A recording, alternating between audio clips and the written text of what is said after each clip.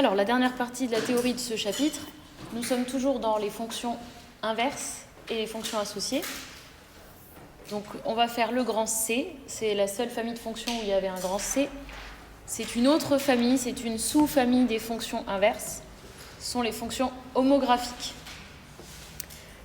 On va commencer par une définition.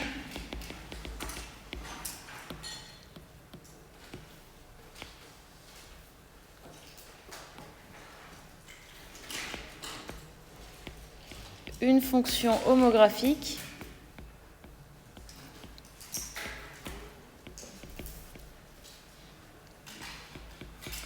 est une fonction de la forme f de x égale ax plus b sur cx plus d avec c différent de 0. Donc, je fais la version simple.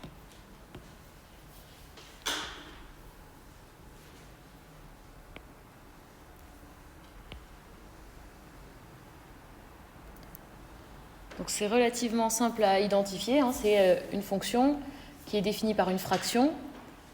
En haut de la fraction, il y a une expression du premier degré et en bas aussi. On va regarder son domaine de définition.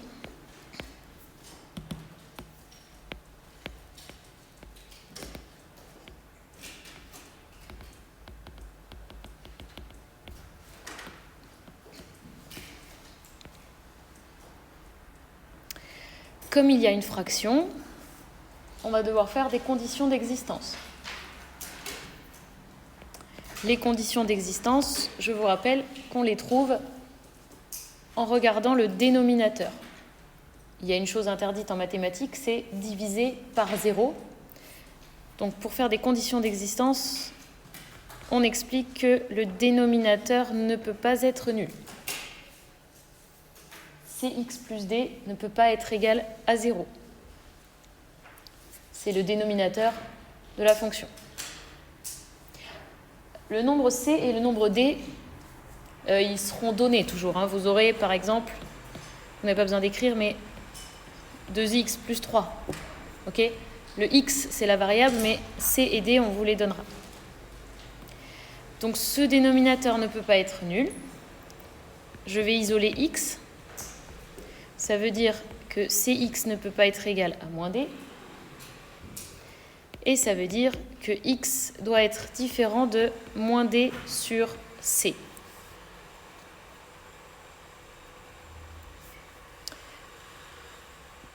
Donc si par exemple d égale 3 et c égale 2, eh bien c n'a pas le droit d'être moins 3 demi. Ok ? Donc le domaine de la fonction,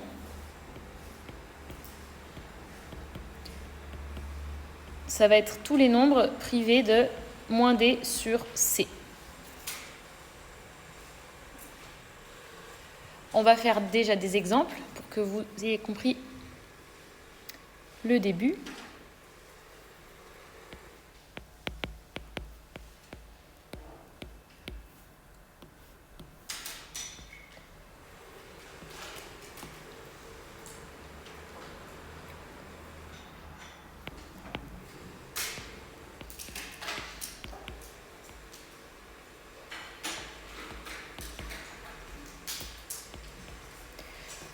f de x égale 2x moins 1 sur 3x moins 4. On va faire comme dans les fonctions du second degré. On va commencer à chaque fois par dire qui est a, b, c et d. Ça nous évitera les erreurs après. Alors, la forme, c'est ax plus b sur cx plus d. Qui est le petit a? Lisa? 2. Oui, 2. Le petit b? Moins 1. Le petit c, Alexandra? Et le petit d? Moins 4. Voilà. Le domaine de la fonction f, c'est donc R privé de, et là, on doit faire moins D sur C. moins D, ça fait 4. Sur C, ça fait 3. Et c'est tout. Compris? Exemple numéro 2.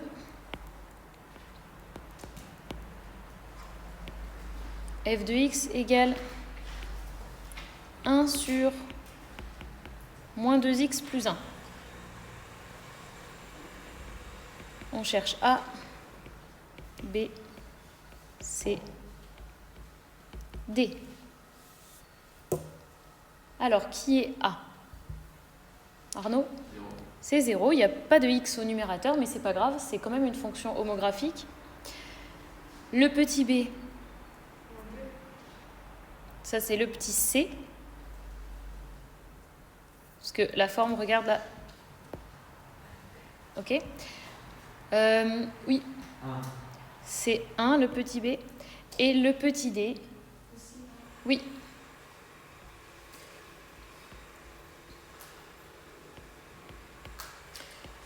Et le domaine, c'est donc R privé de, et il faut faire moins D sur C. C'est-à-dire? Oui. Presque. Moins D sur C. C'est qui moins D? D, c'est qui? Oui, alors moins D. Moins 1 sur moins 2. Et ça fait 1 demi. Ok? Voilà, c'est clair ça? Alors, remarque.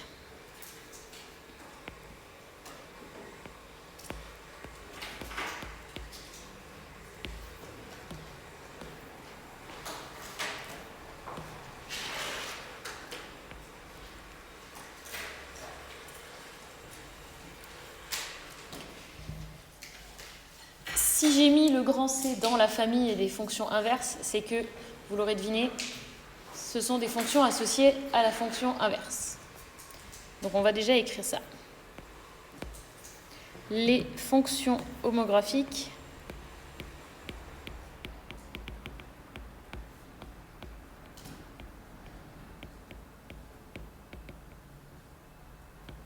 sont des fonctions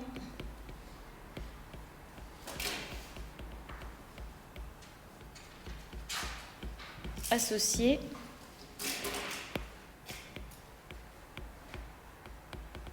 à la fonction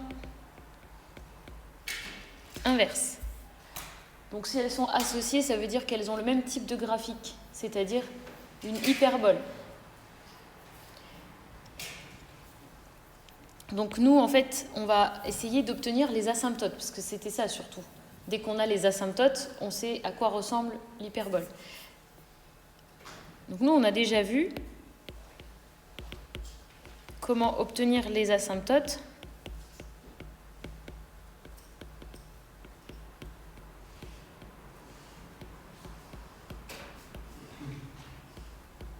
de CF si la fonction elle est de cette forme-là.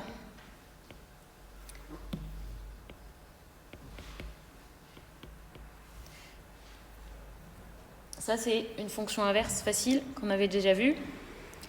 J'ai ce plus b là qui est à l'intérieur de la parenthèse, donc ça, c'est le déplacement horizontal.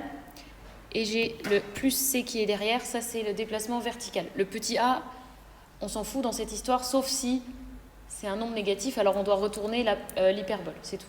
Donc les asymptotes, elles sont données par ce que j'ai souligné en jaune et en bleu. Mais nous, vous avez vu qu'on est quand même assez éloigné de la forme là. Ça ressemble... Elle est où, pardon? Chez nous, ça ressemble à ça. Là-dessus, je n'ai pas les asymptotes. Donc en fait, notre but, ça va être de passer d'une écriture à l'autre. Donc je vais transformer ce truc-là sous la forme là, pour pouvoir trouver les asymptotes. Donc là, je vais juste terminer la phrase là que j'ai pas finie en fait. À l'aide de translation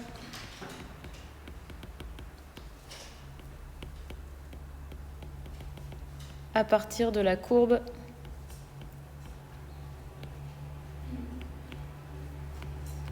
de la fonction inverse.